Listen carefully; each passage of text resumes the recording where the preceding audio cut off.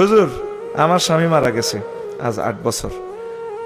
আমার 2টি সন্তান আছে, এক সন্তানকে বিবাহ দিয়েছি, আর একজনকে করাই নাই। এখন আমি একজনকে ভালোবাসি, ওনার ঘরে ওনার স্ত্রী আছে।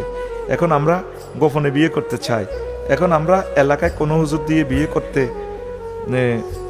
করতে চাই। আচ্ছা, চাই না। এলাকার বিয়ে করলে জানাজানি হয়ে যাবে। এখন আমরা কিভাবে বিয়ে করে মেলামেশা করতে পারবো? সাক্ষী রাখবেন আর বিয়েটা রেজিস্ট্রি করবেন। বিয়েটা তো জনগণের সমালোচনা করিয়ে মারিয়ে লেছে।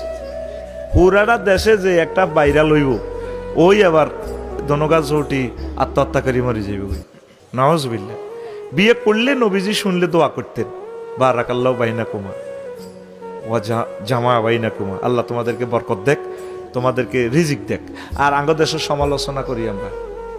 আপনি বিয়ে করতে পারেন, গোপন কি আপনি সিস্টেম করেন, এক জায়গা বাসা টাসা ভাড়া লইবেন, ভাইয়ের সাথে আপনি একসাথে হবেন, কোনো অসুবিধা নেই। এটা আপনার নাগরিক অধিকার, ইসলাম আপনাকে এই অধিকার দিয়েছে। ছেলে মেয়ে শুনলে সমস্যা কি?